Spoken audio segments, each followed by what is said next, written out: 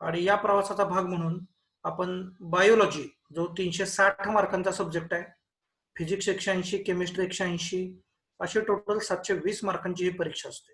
याच्यामध्ये biology 360 मार्कांचं contribution करतो. तो बायोलॉजी हा विषय इथे मी शिकवतोय, ज्याच्यामध्ये आपण चूज केलेला टॉपिक होता डायजेशन अँड ऍब्सॉर्प्शन.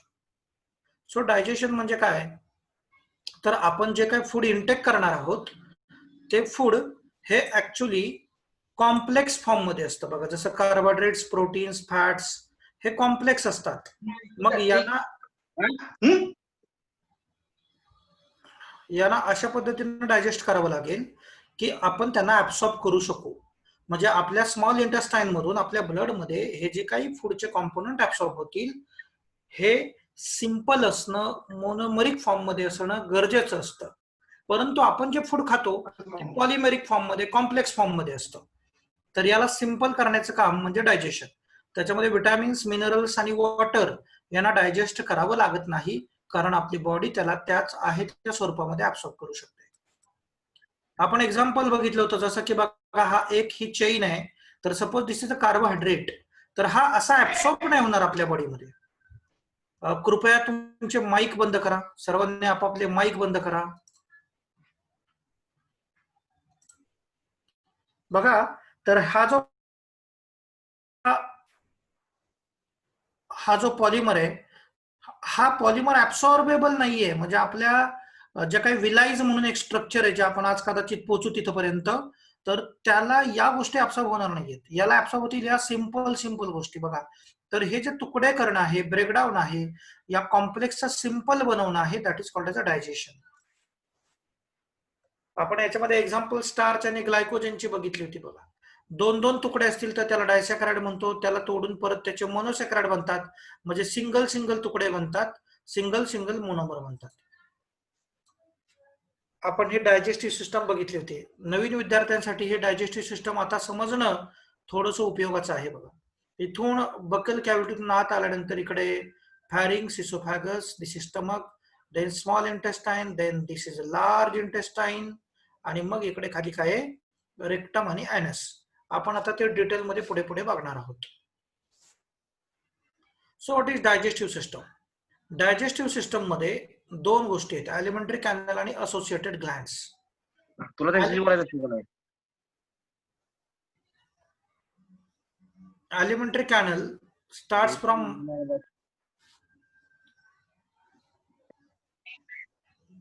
बाळांनो जरा माईक बंद करा रे तुमचे. बऱ्याच जणांचे माईक मध्येच आवाज येतोय बोललेला.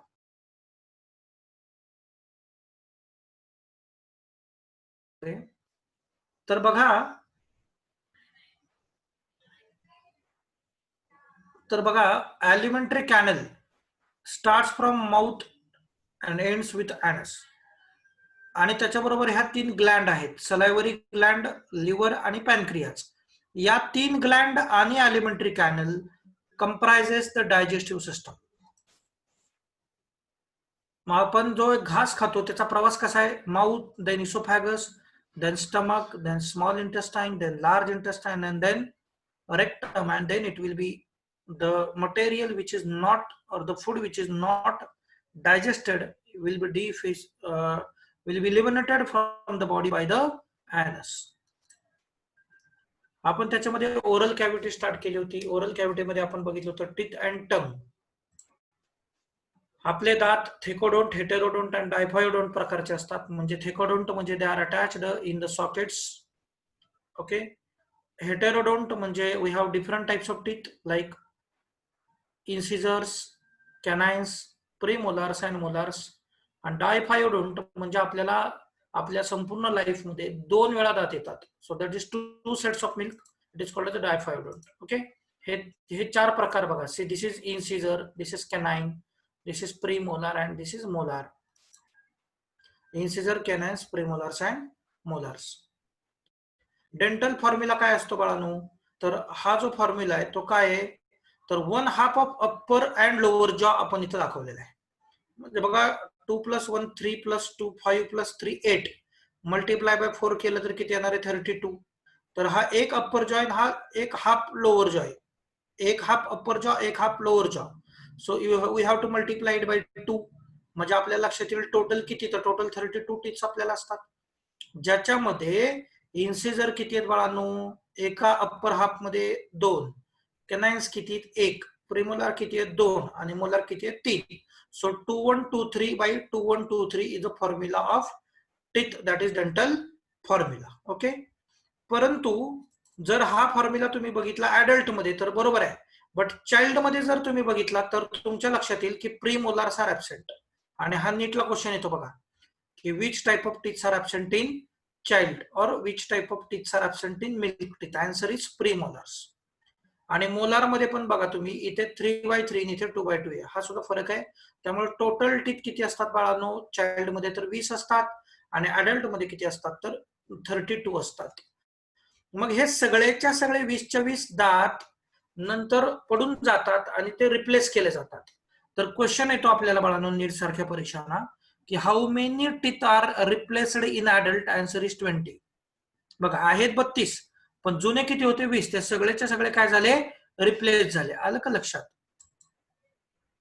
So which one of the following is absent in milk teeth. Answer is premolar. Okay. हा दाताचा दिसणारा पोर्शन आहे, याला क्राऊन असं म्हणतात. न दिसणाऱ्या पोर्शनला रूट असं म्हणतात. हा जो दिसणारा पोर्शन आहे त्याच्यावर जो हा पांढरा पदार्थ आहे which is very toughest material which is produced by ameloblast cell, त्याला आपण इनॅमल असं म्हणतो. आणि दाताचा हा जो पिंकिश रेडिश पोर्शन इथे तुम्हाला दाखवलाय, this is the body of tooth which is called the dentine secreted by cell odontoblast. बघा डेंटाइन मध्ये डी आहे, ऑडोंटो मध्ये डी आहे. अमेलोब्लास्ट ज्या सेल आहेत त्याच्यामध्ये ENAMEL आहे बघा, MEL इथे पण आहे, MEL इथे पण आहे. म्हणजे तुम्हाला परीक्षेत जरी हा प्रश्न आला तरी तुम्ही कन्फ्युज होणार नाही. बघा आपली जी जीभ आहे टंग, ही आपल्या लोअर जॉला इकडे खाली कशाने अटॅच असते तर फ्रेन्युलम अटॅच असते. आपण जीभ वर केल्यानंतर जे स्ट्रक्चर आहे this is a frenulum which is also called as lingual frenulum. Okay. जिभेवरती जे अप्पर प्रोजेक्शन असतात ज्यांना आपण पॅपिले असं म्हणतो, त्या पॅपिलेला काही प्रमाणात खाली म्हणजे some of that papillae is having taste buds. लक्षात ठेवा, सर्वच्या सर्व पॅपिलेवरती टेस्ट बर्ड नसतात. आपण हा पार्टी बघितला होता, तर इथून तुम्ही बघा हा जो पोर्शन आहे this is the portion of pharynx. आणि हा फॅरिंग जो आहे जरा लक्षात द्या बाळांनो, फॅरिंग्स हा खाली इकडे कुठे चाललाय, फूड पाईप कडे चाललाय, म्हणजे स्टमक कडे जाणार आहे खाली खाली. करेक्ट. इसोफॅगस कडे. ओके. इसोफॅगस टू स्टमक म्हणजे इकडे अन्न जाणार आहे. आणि तुम्ही जर बघाल इथे तर इथे हे लंगच्या साईडला जाणार आहे गोष्ट, बरोबर. तर इकडे एअर गेली पाहिजे आणि इकडे फूड गेलं पाहिजे. परंतु जेव्हा आपण घास गिळत असू त्यावेळी एक चान्स आहे की ते फूड इकडे सुद्धा जाऊ शकतं ट्रॅकियामध्ये, म्हणजेच विंड पाईप मध्ये. तर ते तसं होऊ नये याच्यासाठी या ट्रॅकियाला जे ओपनिंग असतं त्याला ग्लॉटिस असं म्हणतात. आणि त्याच्यावर एका झाकणासारखं लीड लाईक कार्टिलॅजिनस एक फ्लॅप असते ज्याला इपिग्लॉटिस असं म्हणतात. हिरव्या रंगात दाखवले बघा इथे. ते इथे आपण जेव्हा अन्न स्वॅल्युइंग करणार असू त्यावेळी हे लीड इथं बंद होतं, म्हणजेच हे इपिग्लॉटिस इथं बंद होतं. So that it avoids that passage of food into the windpipe avoid केलं जाईल इथे. ओके. इसोफॅगस बघा ही विंड पाईप आहे इकडे अशी आणि हे खाली इसोफॅगस आहे. म्हणजे हे जे स्ट्रक्चर आहे इथं this is what nothing but pharynx. Pharynx is a common portion for air and food. But इथे बंद केला जाईल दरवाजा गिळताना कशाचा, विंड पाईपचा, ज्याच्यामुळे फूड इकडे पास केलं जाईल. Correct. We will move to the next slide. I think आपण लास्ट लेक्चर इथपर्यंत घेतलं होतं. सो इथून पुढे आपण शांतपणे पहिल्यांदा शिकतोय असं शिकूया. Okay. So we will start.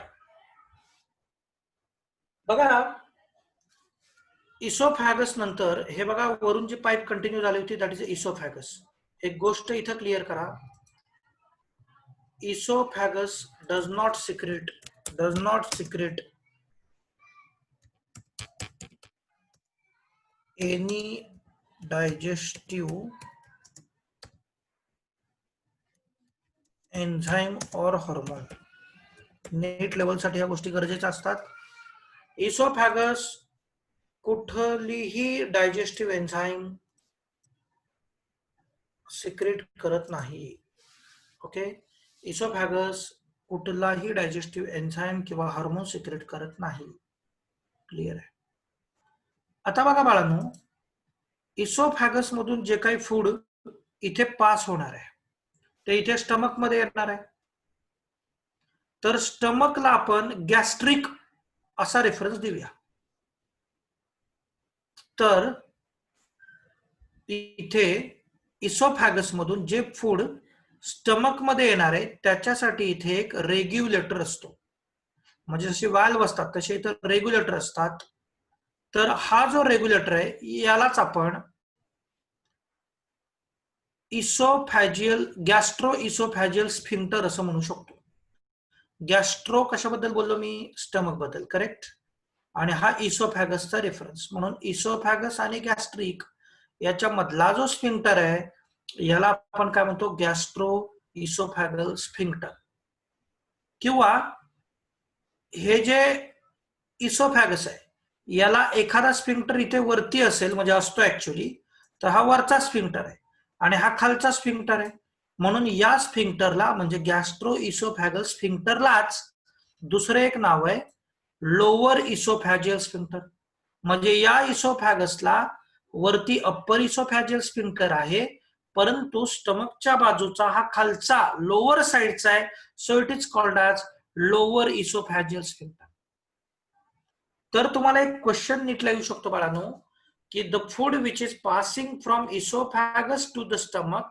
बघा मी इथे तुम्हाला बाण दाखवतो. इसोफॅगस कडून स्टमक कडे जे फूड येणार आहे विच इज कंट्रोल्ड और which is regulated by which sphincter. Answer must be very simple, lower oesophageal sphincter किंवा कार्डियाक स्फिंक्टर किंवा gastro oesophageal sphincter. Now, why this sphincter is called as a cardiac sphincter? That is also the question. बघा हे जे stomach आहे याच्यात actually 3 भाग आपण जर केले, ओके, याच्यात जर आपण 3 भाग केले तर याच्यात जो पहिला पोर्शन असेल, this first portion is nothing but, जर या स्टमकचे, मी चुकून इसोफॅगस वगैरे म्हटलं असेल तर बघा, जर या स्टमकचे 3 भाग केले तर त्यातला पहिला जो भाग आहे त्याला आपण म्हणूया, म्हणजे फूड पॅसेज नुसार मी इथं खरं तर कळण्यासाठी डायग्राम काढतोय. पहिला भाग जिथं अन्न पास होईल स्टमक मध्ये, that is nothing but cardiac stomach. जो दुसरा पोर्शन असेल, I am writing it according to the food it receive. Okay, तर पहिल्यांदा कार्डियाक स्टमक मध्ये फूड जाईल आणि नंतर जो 2 नंबरचा पोर्शन आहे त्याला आपण म्हणूया फंडिक स्टमक. तर फंडिक स्टमक फूड जाईल आणि नंतर फूड कुठं जाईल बाळांनो? तर नंतर फूड इथे पास होईल पायलॉरिक स्टमक मध्ये. ओके, पायलॉरिक स्टमक मध्ये फूड पास होईल. म्हणजे जर आपण एक एरो दाखवला तर तुमच्या लक्षात येईल, जर क्वेश्चन आला की इसोफॅगस मधून फूड स्टमकच्या कोणत्या भागात येतं, तर तुम्ही उत्तर देऊ शकता कार्डियाक स्टमक. मग कार्डियाक स्टमक मध्ये येण्यासाठी जो स्फिंक्टर आहे म्हणून त्याला नाव आहे बाळांनो कार्डियाक स्फिंक्टर. कार्डियाक स्टमक मधून फूड जाईल बाळांनो फंडिक स्टमक मध्ये, फंडिक स्टमक मधून ते जाईल पायलॉरिक स्टमक मध्ये. आता बघा, पायलॉरिक स्टमक मधून जे फूड आहे ते इकडं पास होणार आहे खाली डुओडेनम मध्ये, म्हणजे स्मॉल इंटेस्टाईन मध्ये. म्हणजे स्टमकचा पहिला भाग कुठला तर कार्डियाक, दुसरा भाग कुठला फूड पासेज नुसार फंडिक, आणि तिसरा भाग कुठला पायलॉरिक. म्हणजे पायलॉरिक हा सर्वात लोअर पोर्शन आहे, शेवटचा पोर्शन आहे, करेक्ट. आणि त्याला म्हटलंय pyloric stomach. Pyloric stomach to duodenum म्हणजे स्मॉल इंटेस्टाईन, जे फूड पास होतं त्याच्यासाठी सुद्धा असतो, and this sphincter is called as pyloric sphincter. म्हणजे बघा, स्टमक मध्ये फूड येताना पण एक स्फिंक्टर आणि स्टमक मधून फूड बाहेर पडताना पण एक स्फिंक्टर. स्टमक मध्ये येताना ते येणार कार्डियाक स्टमक मध्ये म्हणून त्या स्फिंक्टरचं नाव कार्डियाक स्फिंक्टर. तर पायलॉरिक हे स्टमकचा असा पार्ट आहे, शेवटचा पार्ट आहे ज्याच्यातून फूड बाहेर पडणार आहे म्हणजे पास होणार आहे. So that sphincter is called as a pyloric sphincter. लक्षात कसं ठेवायचं सांगतो. जर तुम्ही सरळ उभे राहिलात आणि तुम्हाला जर इमॅजिनेटिव्ह कंडिशन मी सांगितली की स्टमकचा वरचा भाग कुठला आहे तर कार्डियाक आहे, म्हणजे हार्टच्या बाजूचा भाग कुठला आहे? कार्डियाक. आणि पायाच्या बाजूचा कुठला आहे? पायलोरिक. लक्षात ठेवायला सोपं आहे. पायाच्या बाजूचा पायलोरिक आणि हार्टच्या बाजूचा कार्डियाक. आपण हार्टला कार्डियाक रेफरन्स देतो, बरोबर आहे. तर कार्डियाकच्या बाजूचा स्फिंक्टर म्हणून कार्डियाक स्फिंक्टर आणि पायाच्या बाजूचा स्फिंक्टर म्हणून पायलोरिक स्फिंक्टर. येस. तर आपल्याला इथं स्टमक व्यवस्थित इथं समजलेलं आहे.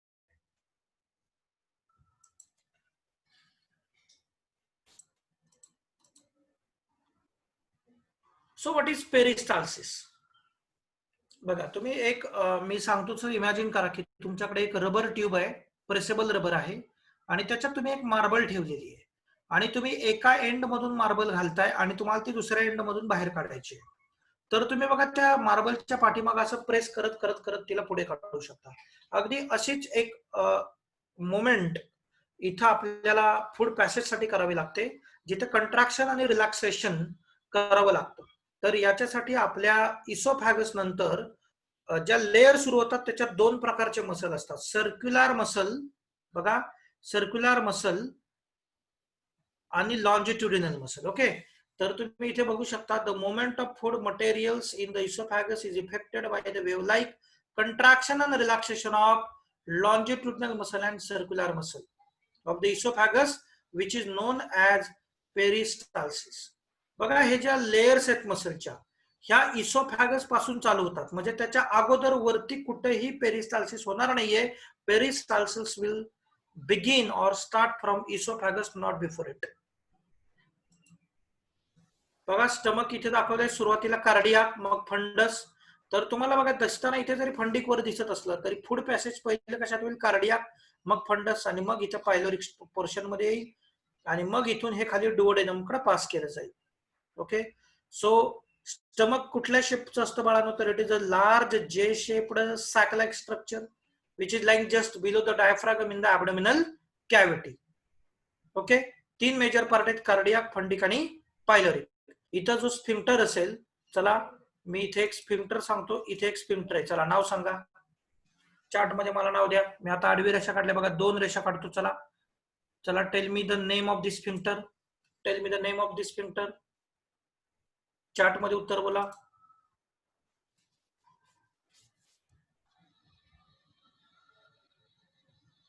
Very good. Kunal Gandhi correct answer, cardiac sphincter. Pranav Karne cardiac sphincter correct answer. Kshitij Barde cardiac correct answer. Mandar correct answer. Tanish correct answer. Shriraj correct answer. Bhargavi correct answer. Sakshi correct answer. बस 37 मध्ये 5च लोक उत्तर देणार. Atharva Raut correct answer.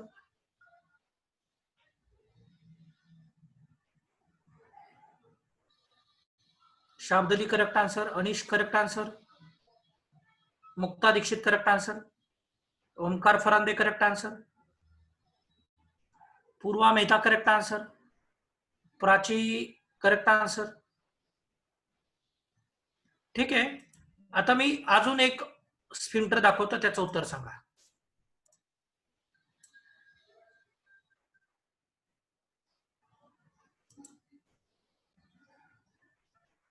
Very good Omkar. Omkar Farande correct answer. Pyloric. Kshitija Barge correct answer. क्षितिज.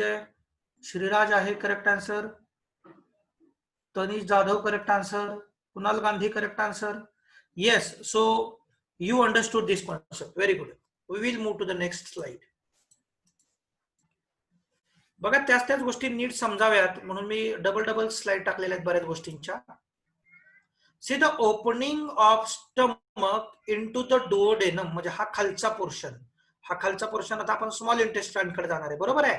तर small इंटेस्टाइनचा पहिला portion आहे duodenum. मग आता हे जे स्टमक आहे हे इथे ओपन कशात होणार आहे? डुओडेनम मध्ये. Via the sphincter, that sphincter is guarded by, or that opening is guarded by sphincter called as pyloric sphincter. Very good.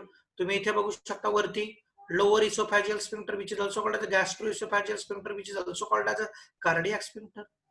आता इकडचं फूड मटेरियल आलं आणि हे आता डुओडेनम मध्ये ओपन होणार आहे by the pyloric sphincter. So the opening of the stomach into the duodenum is guarded by pyloric sphincter. It controls the flow of food into the intestine. आता intestine मध्ये जर हा प्रश्न तुम्हाला आला, which one of the following sphincter रेग्युलेट्स passage of food or flow of food to the intestine, then answer must not be the lower esophageal sphincter or cardiac sphincter. Answer must be this sphincter, that is pyloric sphincter. Yes.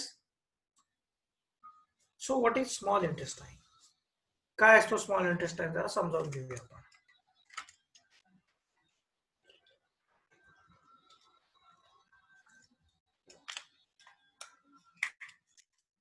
So small intestine is long, highly coiled, narrow tube. It is 7 meters long, 2.5 centimeter in the diameter, divided into 3 regions. First region is duodenum, second region is jejunum, and third region is ileum.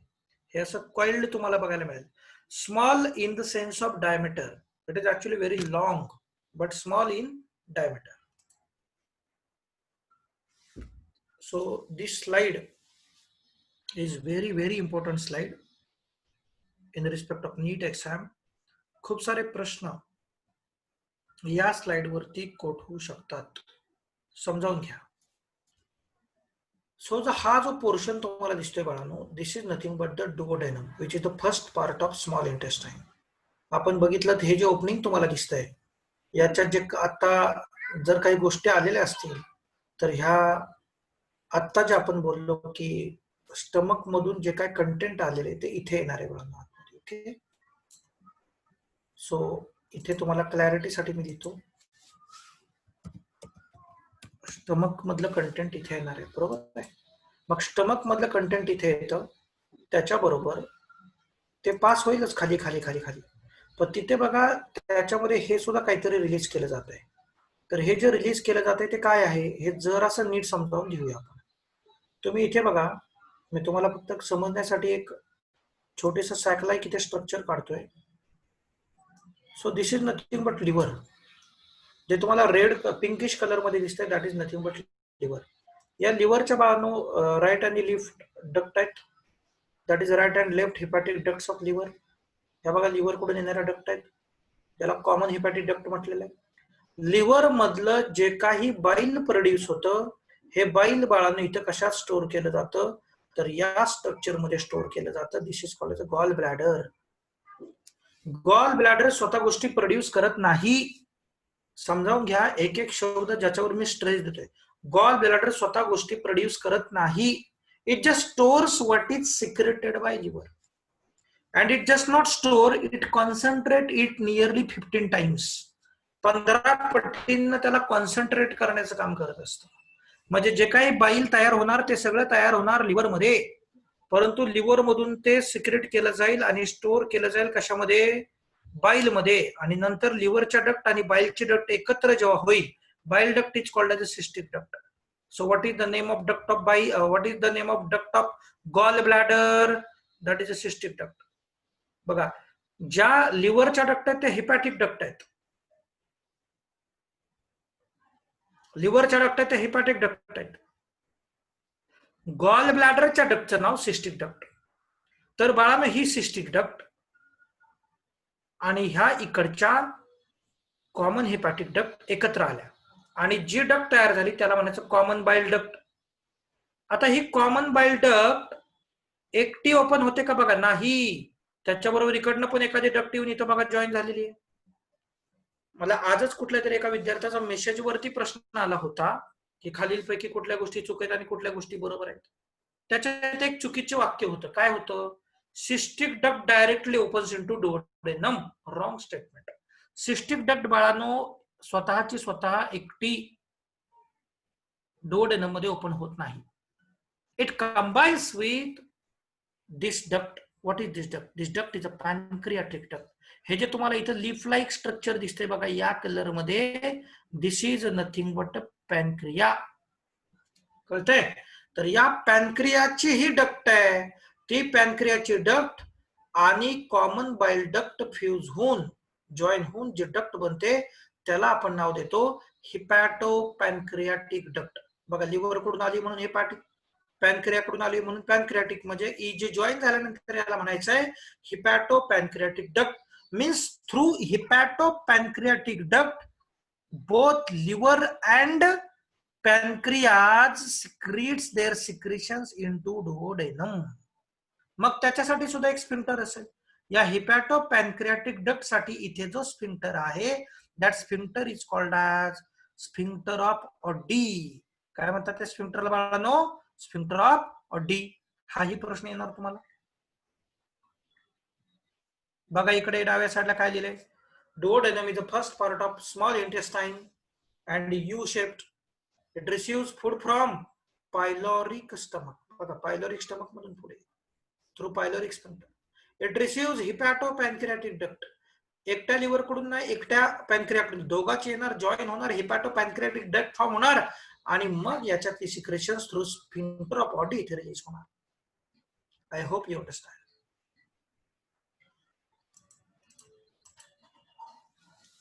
Organ that produces bile is, reply the answer.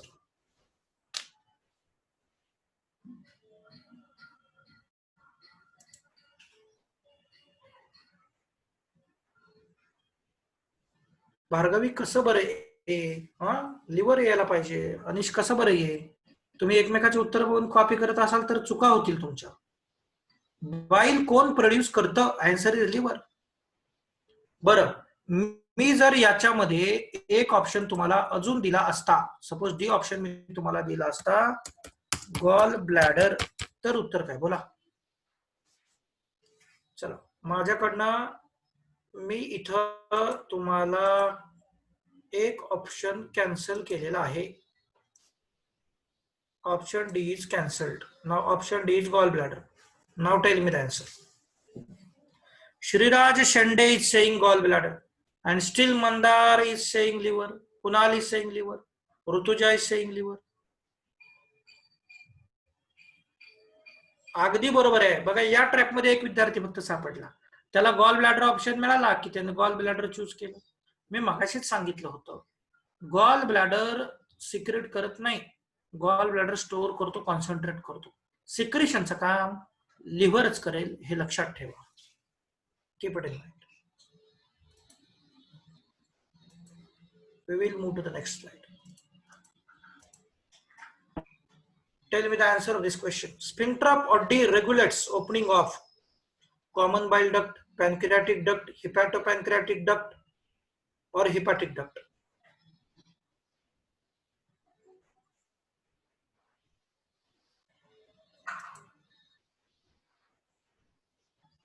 Yes, everybody is understood.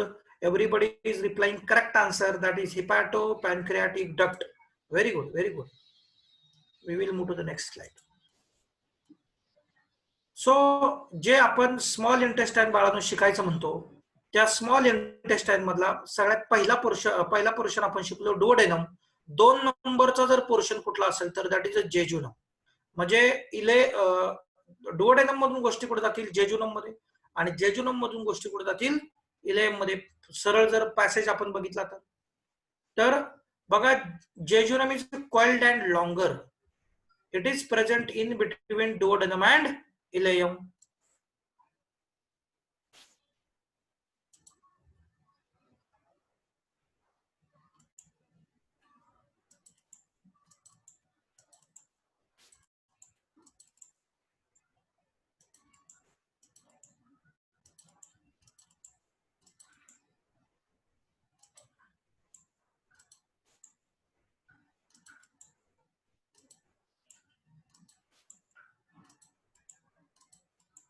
तुम्हाला दाखवण्यासाठी मी सगळ्या slide परत घेतोय, जिथं ती digestive system तुम्हाला दिसेल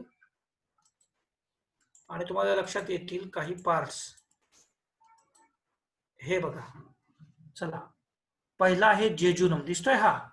त्याच्यानंतर तुम्हाला इथे दिसलं असेल, सॉरी, पहिला कुठे गेला? वरती. हा पहिला आहे बघा, हा यू शेपचा. बघा थोडासा यू शेप इथं दाखवू शकलोय आपण. दिस इज डुओडेनम.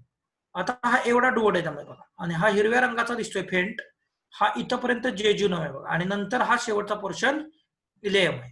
म्हणजे एवढं दाखवण्यासाठी एवढ्या स्लाइड आपण मागे आलोय. काय? पहिला पोर्शन आहे इथे डुओडेनम, मग आहे हा जेजुनम, आणि मग असणार आहे आपल्याकडे ileum. Okay, so we will move to the next slides.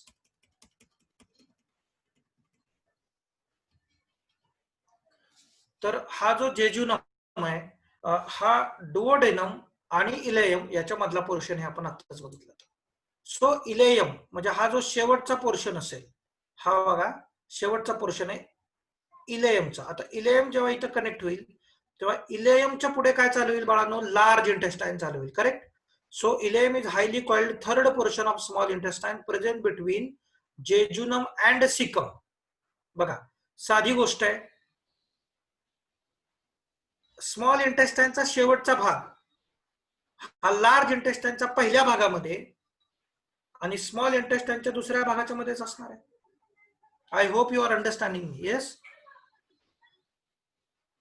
So large इंटेस्टाईनचा पहिला भाग काय बाळांनो, सीकम आहे. Caecum. So see this is the caecum here. See this is the caecum. या सीकम आणि हा काय बाळांनो, हा इलेयम. तर इकडे काय असणार आहे मला सांगा, जेजुनम. वरती काय असणार आहे, duodenum. Duodenum, jejunum, ileum. Ileum नंतर लार्ज इंटेस्टाईन मधला हा पहिला भाग, दॅट इज सीकम. मग हा वरती जाणारा भाग, दिस इज व्हॉट, असेंडिंग कोलॉन. मग आडवं कोलॉन असेल transfer, that is transverse colon. खाली येणार असेल that is what, descending colon. जरा बघूया आपण पुढे. सो लार्ज इंटेस्टाईन मध्ये बघा हा जो सुरुवातीचा पोर्शन आहे, this is nothing but caecum. Caecum नंतर कोलॉनचे 3 पोर्शन असतात. हा जो वरती असा जाणार आहे, दिस इज असेंडिंग कोलॉन. बघा नंतर हा जो आहे पोर्शन ट्रान्सवर्स कोलॉन आणि हा खाली येतोय दॅट इज डिसेंडिंग कोलॉन. इथे सिग्मॉइड कोलॉन. ओके. आणि नंतर मग इकडे रेक्टम आणि मग ऍनस. अशा पद्धतीने large intestine.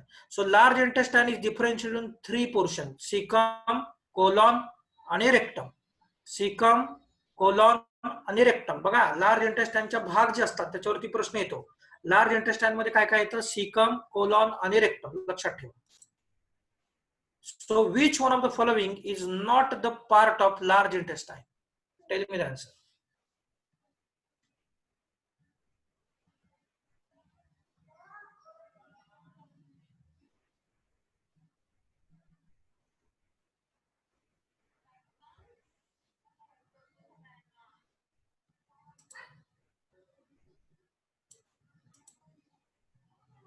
Very good. All students have replied the correct answer. That is the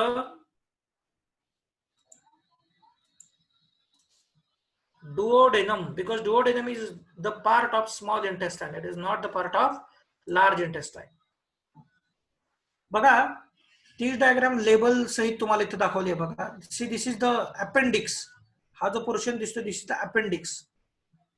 so what is appendix, हे जे सीकम आहे बघा, या सीकमला जे फिंगर लाईक प्रोजेक्शन आहे त्याला म्हणतात अपेंडिक्स. सीकमचं हे सीकम आहे बाळांनो, सीकमचं फिंगर लाईक प्रोजेक्शन आहे ज्याला आउटग्रोथ टाइप प्रोजेक्शन आहे त्याला आपण काय म्हणतो, appendix. It is also called as vermiform appendix. बघा हा जो चढता पोर्शन आहे दिस इज असेंडिंग कोलॉन. हा जो ट्रान्सवर्स पोर्शन आहे this is transverse colon. Descending portion आहे कोलॉनचा, डिसेंडिंग कोलॉन. आणि हा इथे असणार आहे सिग्मॉइड कोलॉन. बघा इथे असं येस बनला ना, इथे असा yes, this is sigmoid colon. आणि इथे खाली काय आहे, रेक्टम. बघा small blind sac at the junction of small intestine and large intestine. आपल्याला माहिती इकडे याच्या अगोदर काय, इकडे स्मॉल इंटेस्टाईन आहे. मग small intestine and large intestine याच्या जंक्शन वरती लार्ज इंटेस्टाईनचा कुठला भाग असेल तर काय असेल, सीकम असेल. बघा plays no role in nutrient absorption. Keep it in mind. Caecum nutrient absorption मध्ये कुठलाही रोल प्ले करत नाही. सीकम न्यूट्रिएंट ऍब्सॉर्प्शन मध्ये कुठलाही रोल प्ले करत नाही. It host some symbiotic microorganism. So what is mean by this symbiotic microorganism. बघा तुम्ही 10वीला ही ऐकलंच असेल, असं असोसिएशन ज्या असोसिएशन मध्ये दोन्ही पार्टनर्सचा बेनिफिट असतो त्याला सिम्बायोटिक असोसिएशन असं म्हणतात. तर बाळांनो आपण गवत खात नाही, कारण आपण गवतामध्ये, गवत हे प्लांट आहे, त्याच्या सेलवॉल मध्ये जी सेल्युलोज आहे, सेलवॉल कंटेन सेल्युलोज, हे सेल्युलोज डायजेस्ट करण्यासाठी सेल्युलेज एन्झाईम लागते. ही एन्झाईम आपण बनवू शकत नाही, म्हणून आपण जनरली कच्चं गवत खाऊ शकत नाही, न शिजवता गवत खाऊ शकत नाही. परंतु जे रुमिनंट्स असतात, आपल्याला माहिती आहे ते जे प्राणी जे रवंथ करतात किंवा ज्यांच्याकडे गवत पचवण्याची क्षमता असते, त्यांच्या सीकम मध्ये सिम्बायोटिक मायक्रो ऑर्गॅनिझम ऍक्टिव्ह असतात, जे सेल्युलेज तयार करतात, त्यामुळे सेल्युलोजचं डायजेशन होतं आणि त्यांना ते गवत पचतं. आपल्याकडे सुद्धा हे सिम्बायोटिक मायक्रो ऑर्गॅनिझम असू शकतात, बट दे आर इनॅक्टिव्ह. आपल्याकडे याचा काहीही रोल नाही. त्यामुळं हा आपल्याकडचा वर्मी फॉर्म अपेंडिक्स हा सुद्धा कसा पार्ट आहे? वेस्टिजियल पार्ट आहे, लक्षात ठेवा.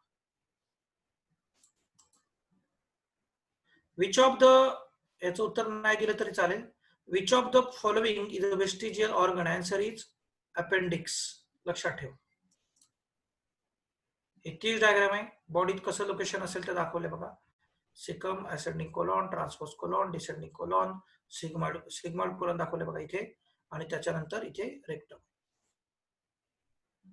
रेक्टमचं काम काय? तर टेम्पररी स्टोरेज ऑफ फिसेस, म्हणजे undigested material, and that rectum then opens out by the anus to release the unwanted material. Unwanted म्हणजे जे डायजेस्ट झालेलं नाही ते. आता बघा, इथं फार महत्वाचा मुद्दा सुरू झाला. इथून मला विचाराल तर खऱ्या अर्थानं हिस्टॉलॉजी म्हणजे स्टडी ऑफ टिश्यू सुरू झालेला आहे. बारकाईने लक्ष द्या. आपण जो काही घास खाल्लेला आहे हा इथून असा खाल्लेला आहे आणि हा ल्युमेन मधून पास होणार आहे. स्टमक आहे. स्टमक मधून हा इथे बघा डुओडेनमचा पोर्शन आहे, करेक्ट. परंतु आपल्या इथे इसोफॅगस पासून मगाशी सांगितलं होतं मी, अशा 4 लेयर्स आपल्याला एलिमेंटरी कॅनल मध्ये बघायला मिळतील. ओके, एलिमेंटरी कॅनल मध्ये सगळीकडेच आपल्याला हे लेयर बघायला मिळतील. ओके, शेवटपर्यंत अगदी रेक्टम पर्यंत आपल्याला गोष्टी बघायला मिळतील. परंतु ह्या ज्या 4 लेयर आहेत ह्या असणार सगळीकडेच, पण त्या प्रत्येक ठिकाणी थोड्या थोड्या मॉडिफिकेशन दाखवू शकतात. 4 लेयर आहेत का? तो हो आहेत, but they does not show any modification. असं जर स्टेटमेंट असेल तर that will be wrong statement, because they show some modifications in different parts. तर आधी ह्या लेयर काय जरा समजावून घेऊ. तर सगळ्यात आतमध्ये ल्युमेन आहे. त्याच्यात ल्युमेन मध्ये जी पहिली लेयर असेल ल्युमेनच्या बाजूला, that is the mucosa. See here. आतून बाहेर जाताना 2 नंबरची लेयर असेल सब म्युकोसा. आतून बाहेर जाताना 3 नंबरची लेयर असेल मस्क्युलारिस. आतून बाहेर जाताना 4 नंबरची लेयर असेल सेरोसा. म्हणजे आतून बाहेर बघायचं असेल, मधून बाहेर MS आणि बाहेरून आत SM. लक्षात ठेवा. सो आतून बाहेर काय बाळांनो? म्युकोसा, submucosa, मस्क्युलारिस, serosa.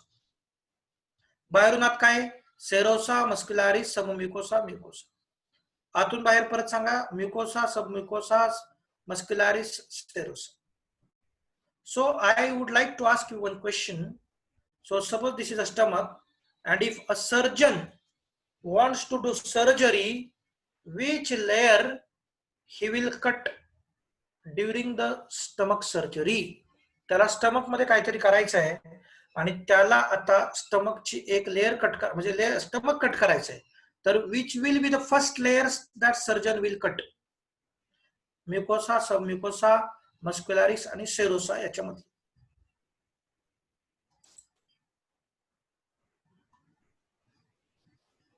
Atul Gaikwad is replying serosa. Pranav Karne serosa. Bhargavi म्हणते सेरोसा. कुणाल, क्षितिज, अफरोज, ओमकार सगळेच सेरोसा म्हणतात. अगदी बरोबर उत्तर आहे. अरे बघा, आता सर्जन तर बाहेरूनच कट करेल ना, तर बाहेरून पहिली लेयर कुठली असणार? सेरोसा. Very good. आता तुम्ही एक रिप्रेझेंटेटिव्ह एक्झाम्पल इथं बघा. ही जी लेयर आहे बाळांनो, ही बघा, ही जी लेयर आहे दॅट इज अ म्युकोसा लेयर. इकडे जे ते इकडे आहे बरं का बाळांनो. हा, तर म्युकोसाला जे फोल्ड्स तुम्हाला इथं बघायला मिळतात स्टमक मध्ये, त्याला म्हणतात रुगे. बघा, म्युकोसाच्या इनफोल्डिंग्स ना स्टमक मध्ये जर ते इनफोल्डिंग्स असतील तर त्यांना म्हणतात रुगे. परंतु जर त्याच म्युकोसाला डुओडेनम मध्ये जर इनफोल्डिंग्स असतात तर त्यांना म्हणतात विलाय. So rugae and villi both are the infoldings or modifications of mucosa. Just the difference is rugae are the modifications of mucosa in the stomach and villi are the modifications of mucosa in the small intestine, in the duodenum, jejunum, ileum. Okay. तर बघा तीच diagram जी पुस्तकात आहे ती दाखवली. अगोदरची diagram मी तुम्हाला समजण्यासाठी hand drawn होती. आता ही डायग्राम पुस्तकातली एनसीआरटीच्या. हे ल्युमेन आहे बाळांनो बघा. हे ल्युमेन आहे. ल्युमेन नंतर पहिली लेअर काय आहे? म्युकोसा. दुसरी लेअर काय आहे? सबम्युकोसा. सबम्युकोसा कशाने फॉर्म झाले? Loose connective tissue layer with blood and lymph vessels. ह्या लिम्फ व्हेसल्स वगैरे काय असतात हे सगळं तुम्हाला पुढे पुढे समजून जाईल. बघा आता ही जी मस्क्युलॅरिस आहे, हे जे 3 नंबरची लेअर आपण सांगितलं मस्क्युलॅरिस, ही काय आहे बाळांनो? तर त्याच्यात इनर साइडला म्हणजे बघा हे इथे ही पूर्णच्या पूर्ण काय आहे? आपली मस्क्युलॅरिस आहे. त्याच्यात आतल्या बाजूला सर्क्युलर मसल आहेत आणि हे बघा तुम्ही बाहेरच्या बाजूला लॉन्जिट्युडिनल मसल आहेत. तर muscularis is nothing but having 2 type of muscles, inner circular and outer longitudinal. कळतंय? लॉन्जिट्युडिनल मसल कुठे आहेत? आउटर साइडला. सर्क्युलर मसल कुठे आहेत? आतल्या बाजूला. हे लक्षात ठेवा. Inner circular, outer longitudinal. Okay, लक्षात ठेवायचं. IC OLO, I for inner, C for circular, OLO, O for outer, LO for longitudinal. Okay, बघा आणखीन एक गोष्ट तिथं नमूद केलेली आहे. That is this muscularis having the muscles which are smooth muscles. So I would like to explain some things about the muscles, that is a smooth muscle. बघा बाळांनो, आपल्याकडे 2 प्रकारचे मसल असतात, स्केलेटल मसल आणि स्मूथ मसल. आपल्याला जर एखादी activity ठरवून करायची असेल तर त्याच्यासाठी असतात स्केलेटल मसल. म्हणजे स्केलेटल मसल्स हे व्हॉलंटियरली ऑपरेट होतील. म्हणजे मला एका ठिकाणावरून दुसऱ्या ठिकाणी जायचंय, तर मी माझ्या पायांचे मुवमेंट ठरवून करणार आहे. तर ते जे पायाशी असोसिएटेड मसल्स आहेत, दीज आर स्केलेटल मसल्स. मला एखाद्याला पेन मागायचा तेव्हा मी हात पुढे करणार आहे, बाळा जरा पेन दे रे, तेव्हा हात मी माझा पुढे करेन. ही माझी व्हॉलंटियर ऍक्टिव्हिटी आहे. म्हणजे मी इथं कुठला मसल वापरतोय? Skeletal muscle. बट जेव्हा आपल्या बॉडीमध्ये इनव्हॉलंटरी ऍक्टिव्हिटीज करायच्या असतात तेव्हा जे मसल्स आपलं लक्ष नसताना, आपण सल्ला नाही दिला तरी आपल्या अवेअरनेस मध्ये नसताना इनव्हॉलंटरीली जे काम करतात ते स्मूथ मसल्स असतात. सो बघा, स्टमक मध्ये जे हे मसल्स आहेत मस्क्युलॅरिस मध्ये, हे कसे मसल्स आहेत? स्मूथ मसल्स आहेत. म्हणून तर आपण जेवण जेवणार पण आपलं लक्ष नसलं तरी सुद्धा तिकडे त्या मसलच्या मुवमेंट, चर्निंग मुवमेंट काय होतील? सुरू राहतील. तर आपलं लक्ष नसताना सुद्धा डायजेशन होत आहे, आपलं लक्ष नसताना सुद्धा ब्लड सर्क्युलेशन होत आहे. तर जिथं जिथं आपलं लक्ष नसताना सुद्धा मसल काम करतात ते मोस्टली कुठले मसल्स असतात? स्मूथ मसल्स असतात. याला काही अपवाद असू शकतात, ते आपण त्या त्या चॅप्टर मध्ये बघूया. आता मूळ मुद्दा समजून घ्या. Smooth muscles are involuntary muscles and skeletal muscles are voluntary muscles. Okay, आणि आउटर मोस्ट इथं जी फायबरस कोट असणारी लेअर आहे that is nothing but serosa. तर आतून बाहेर परत सांगतो, म्युकोसा, सबम्युकोसा, मस्क्युलॅरिस आणि सेरोसा. त्याच्यात इनर सर्क्युलर आणि आउटर लॉन्जिट्युडिनल मसल्स असतील मस्क्युलॅरिस मध्ये. आर यू अंडरस्टँडिंग मी बाळांनो? कळतंय तुम्हाला? जरा येस किंवा नो मध्ये रिप्लाय द्या बाळांनो. Atul is saying yes. एकट्या अतुलला कळतंय? अच्छा, भार्गवी इज सेइंग येस. हुशार मुलं आहे तुम्ही, फास्ट कळते तुम्हाला. Very good, very good. Pranav is also saying yes. 7-8 लोकांना तरी कळतंय म्हणजे साधारणपणे 42 पैकी. बाकीचे येस लिहायला कंटाळा करत असेल तर हात वर करा. You can raise your hand.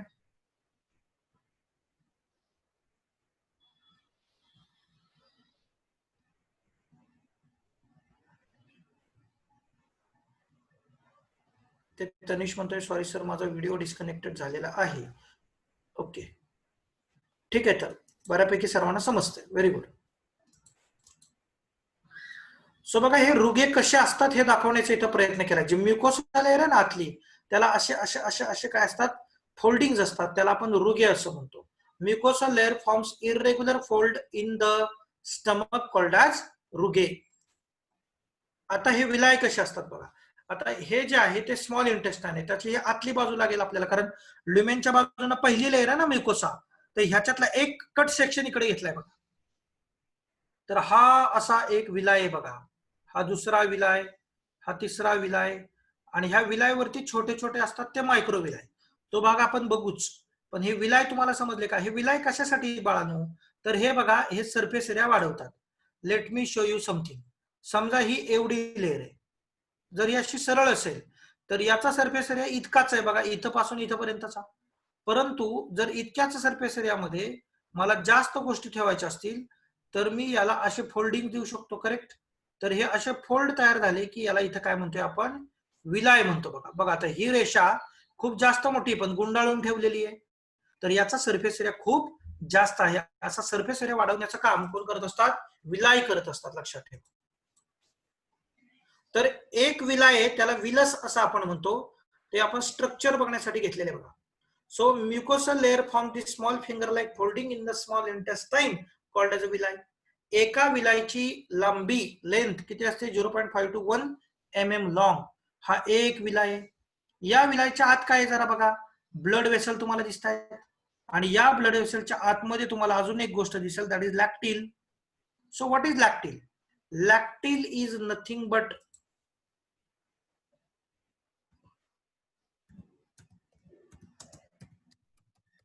lymph vessel. Lactic is nothing but lymph vessel. So what is lymph vessel? What is lymph? हे सगळं बाळांनो आपल्याला डायजेशन चॅप्टर मध्ये डिटेल मध्ये परत परत, डायजेशन नव्हे, याच्यामध्ये circular, sorry, body fluids and circulation या आपला जो हार्टशी रिलेटेड टॉपिक आहे त्याच्यामध्ये आपण लिम्फ व्यवस्थित बघणार आहोत. आता एकदम थोडक्यात सांगतो. आपल्या बॉडीत एक फ्लुइड आहे, जसं ब्लड एक फ्लुइड आहे तसं दुसरं एक फ्लुइड आहे, दॅट इज लिम्फ. त्याला कंडक्ट करण्यासाठी ते वेसल्स असतात, त्यांना आपण लिम्फॅटिक वेसल म्हणतो.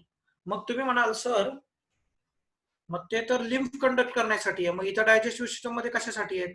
तर डायजेस्टिव्ह सिस्टम मध्ये बाळांनो त्या फॅट्स ट्रान्सपोर्ट करण्याचं काम करत असतात, आणि फॅट्स ट्रान्सपोर्ट केल्यामुळं त्यांचा अपिअरन्स कसा येतो, मिल्की येतो. आणि मिल्की अपिअरन्स असल्यामुळे त्यांना लॅक्टिल असं म्हणतात. लॅक्टोज हे मिल्कशी रिलेटेड ना, म्हणून त्या मिल्की दिसतात, म्हणून त्यांना लॅक्टिल्स असं म्हणतात.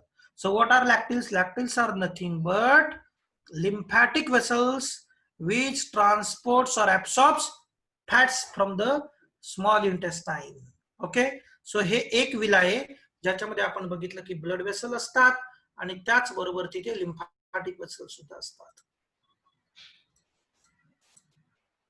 बघा हे एक दाखवण्याचा प्रयत्न करा. हे एक अखंड आहे ते बाळांनो काय, विलस आहे. विलाय प्लुरल आहे, विलस सिंग्युलर आहे, करेक्ट. आता या विलायवरती सुद्धा बघा ब्रश बॉर्डर अपिअरन्स आपल्याला इथे दिसतो, म्हणजे याच्यावर सुद्धा असे छोटे छोटे प्रोजेक्शन्स आहेत, आणि त्याला आपण म्हणतो मायक्रोविलाय. सो बाळांनो जर तुम्हाला नीट मध्ये क्वेश्चन आला, brush border appearance of villi is due to, answer is microvilli. म्हणजे विलायवरती अजून सरफेस एरिया वाढवण्याचं काम कोणी केलं, मायक्रोविलायने केलं.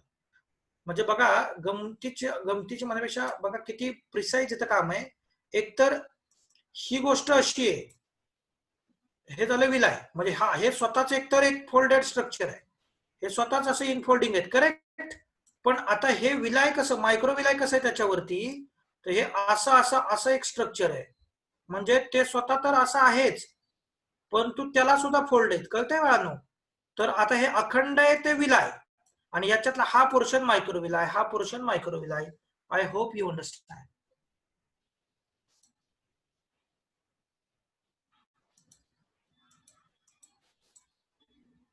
So we will start digestive glands. So digestive glands ज्या आपण बघणार आहोत मुख्यतः तीन आहेत बघा, सलायव्हरी ग्लँड, पॅनक्रियाटिक ग्लँड आणि लिव्हर. परंतु त्याच्याच बरोबर स्टमक मध्ये आपल्याला जे ग्लँड सापडतात this are called gastric gland, आणि इंटेस्टाइन मध्ये जे ग्लँड सापडतील this are the intestinal glands. तुम्हाला इथं लक्षात येईलच, this is liver, this is these are three salivary gland pairs. जरा अस्पष्ट चित्र पुढे शिकणार आहोत आपण. सी दिस इज, तुम्हाला दिसत असेल, this is villi, so this is intestinal gland, आणि ही जी आहे बाळांनो दिस इज गॅस्ट्रिक ग्लँड. आपण एक एक डिटेल मध्ये बघणार आहोत. So first today we will start salivary glands. Okay, तुम्ही लोकेशन एकदा बघून घ्या. इथे तुम्हाला जिभेच्या खाली एक दिसेल बिलो द टंग, इथे एक तुम्हाला बिलो द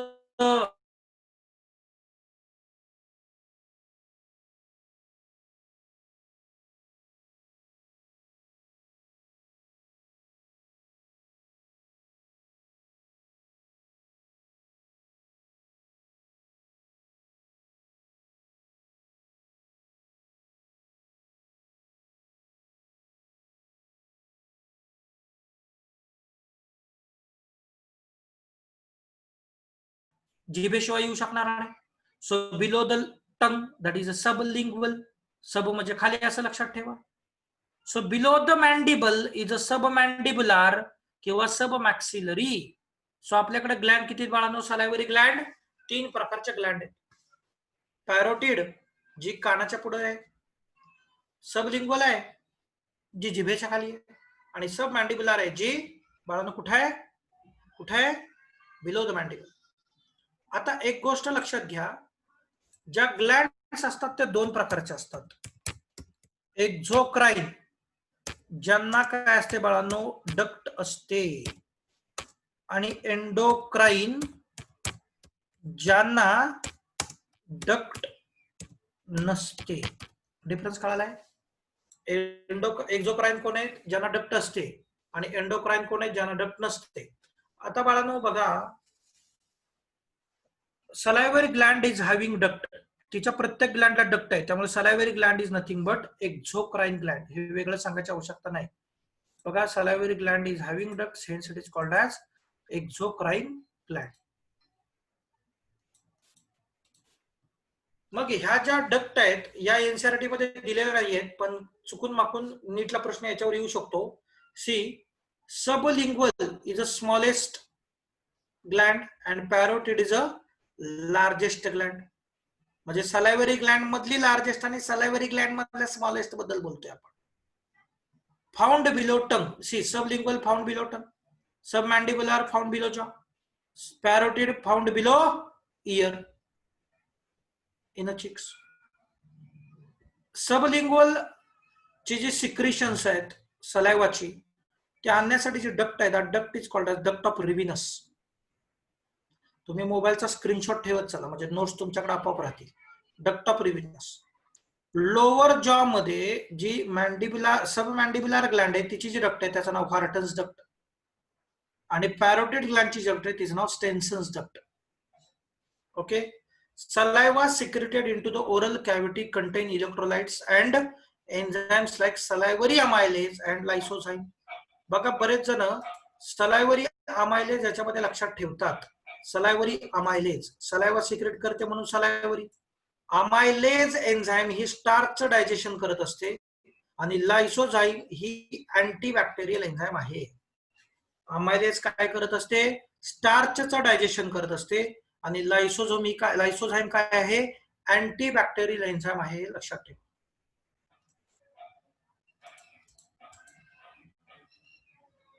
सो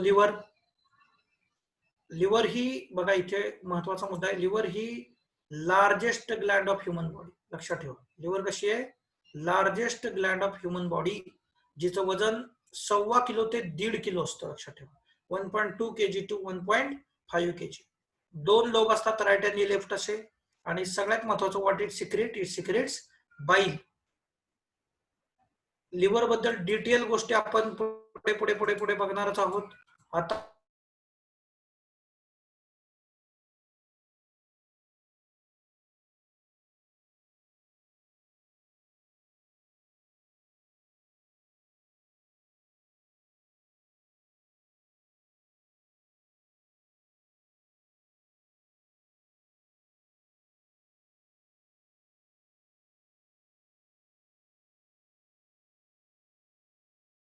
लिव्हर लक्षात ठेवा.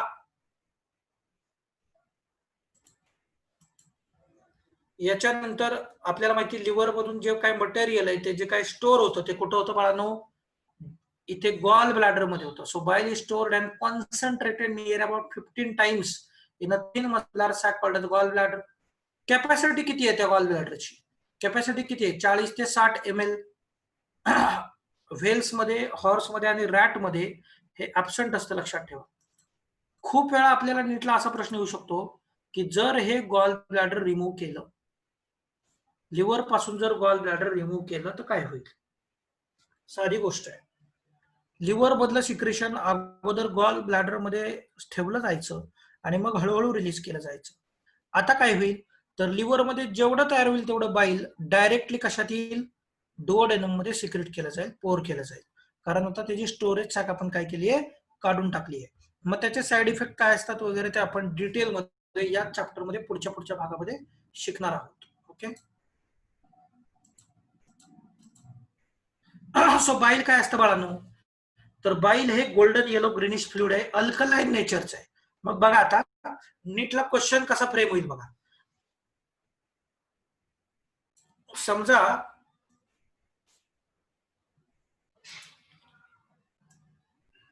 आपलं हे डुओडेनम आहे आणि आपल्याला माहिती आहे की आपल्याकडं लिव्हर कडून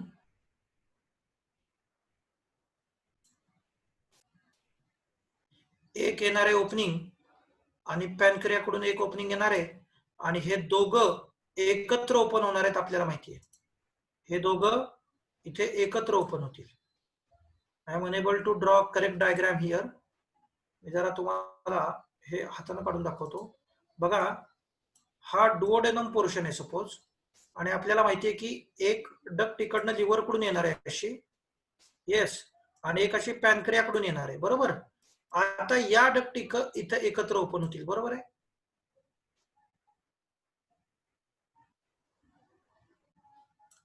आता ह्या डक्टला आपण काय म्हणतो, हिपॅटो पॅनक्रियाटिक डक्ट, करेक्ट. तर इथं बाळांनो जो गॉल ब्लॅडर आहे, या गॉल ब्लॅडर मधली सिक्रिशन्स 100% कुठे येणार आहेत बाळांनो, इथं डुओडेनम मध्ये येणार आहेत. आणि वरून स्टमक मधली सिक्रिशन्स सुद्धा इथे कशात येणार आहेत, डुओडेनम मध्ये येणार आहेत.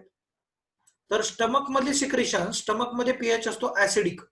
स्टमक मध्ये बाळांनो पीएच कसा असतो, ऍसिडिक.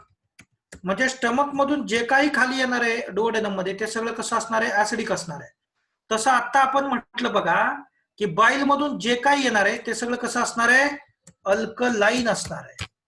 तर जर आपल्याला असा क्वेश्चन आला की स्टमक मधून येणाऱ्या ऍसिडिक गोष्टी जेव्हा डुओडेनम मध्ये येतील तेव्हा त्याला थोड्याफार प्रमाणात न्यूट्रलाइज करण्याचं काम बाईल करू शकतो का, तर the answer is yes, because its secretions are alkaline in nature. याच बरोबर बाईल मध्ये काही पिगमेंट्स आहेत. आता ह्या पिगमेंट कशामुळे तयार होतात, तर बघा थोडस डिटेल, खरं तर मला जायचं नव्हतं या सेशन मध्ये, पण आपण जर असं जाऊया. बघा आता समजा आपण म्हणूया की हा इथे असा हा पोर्शन लिव्हरचा आहे. ओके, ना I will erase the diagram, तुम्ही समजावून घ्या. समजा बाळांना आपल्याकडे ही आरबीसी आहे. आपल्याला माहिती आहे की आरबीसी वरती एक स्ट्रक्चर कायम प्रेझेंट असणार, that is nothing but haemoglobin. तर लिव्हर मध्ये एका प्रकारच्या सेल असतात, या सेल फॅगोसायटिक ऍक्टिव्हिटी दाखवतात. समजा ही मोठी सेल मी काढली, ही लिव्हर सेल आहे. दिस sale is nothing but Kufar sale. Kufar sale he phagocytic असते. म्हणजे काय, तर ती आरबीसीला, आपल्या ओल्ड आरबीसीला गिळणकृत करत असते, एंगल्फ करत असते, म्हणजे त्याला गिळून टाकते आणि तिला काय करत असते बाळांनो, ती तोडत असते. लक्षात ठेवा, तिला किल करण्याचं काम, तोडण्याचं काम कोण करणार आहे, इथं या सेलमध्ये होणार आहे. बघा मग आता इथं जेव्हा आरबीसी तुटणार बाळांनो, तेव्हा तुम्हाला आपोआपच कळालं असेल की आरबीसी बरोबर हिमोग्लोबिन सुद्धा तुटणार. मग हा हिमोग्लोबिन तुटत असल्यामुळं इथं येलो कलरच्या दोन पिगमेंट लिव्हर मध्ये कंटिन्युअसली तयार होतात, and that pigments are nothing but bilirubin and biliverdin. You can also pronounce bilirubin and biliverdin. यामुळे हा येलो कलर आहे. म्हणून हे जे बाईल आहे हे येलो कलरचं असतं. तुम्हाला आता कळालं असेल की बाईल हे येलो कलरचं का असतं, because of breakdown of RBC. Along with RBC haemoglobin also break, and because of that there is a formation of yellow coloured substance, yellow coloured pigments called the bilirubin and biliverdin. आता आणखीन एक बघा, इथे clarity आली असेल, ते बाईल येतं आणि कुठे येतं, डुओडेनम मध्ये. म्हणून तर अगदी दूध पिणारं बाळ जरी पिणारं दूध हे पांढऱ्या रंगाचं असलं तरी सुद्धा the faecal matter what he or she ingest is always yellow in color because it mixes with bile in the duodenum. So where it turns its colors in the duodenum. हाही प्रश्न तुम्हाला येऊ शकतो. तसंच बाईल मध्ये आपल्याला काही सॉल्ट सुद्धा बघायला मिळू शकतात. हे जे सॉल्ट असतात हे आहेत सोडियम ग्लायकोकोलेट आणि सोडियम टॉरोकोलेट. याच्याच बरोबर लेसिथिन सुद्धा असतात, कोलेस्टेरॉल आहे, फॉस्फोलिपिड्स आहेत. Bile salts play a very important role in emulsification of fats. तर हे जे बाळांनो सॉल्ट आहेत हे फॅट्सचं इमल्सिफिकेशन करण्याचं काम करतात. म्हणजे काय करतात हे डिटेलमध्ये आपण पुढच्या लेक्चरला बघणार आहोत. आज आपण इथंच थांबूया. I hope you understand the session.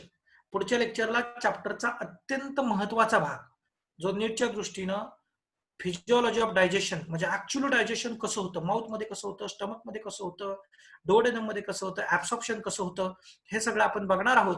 आणि पुढच्या कदाचित लेक्चरला आपला हा टॉपिक संपू शकतो किंवा त्याच्या पुढच्या लेक्चरला हा टॉपिक संपू शकतो. सो बी अटेंटिव्ह. जेवढं शिकून झालं तेवढं वाचत राहा. ओके सर, हे लेक्चर एखाद्या वेळी युट्यूबला अपलोड करतील, तुम्ही हे बघू शकता. ओके, आज आपण थांबूया. थँक्यू.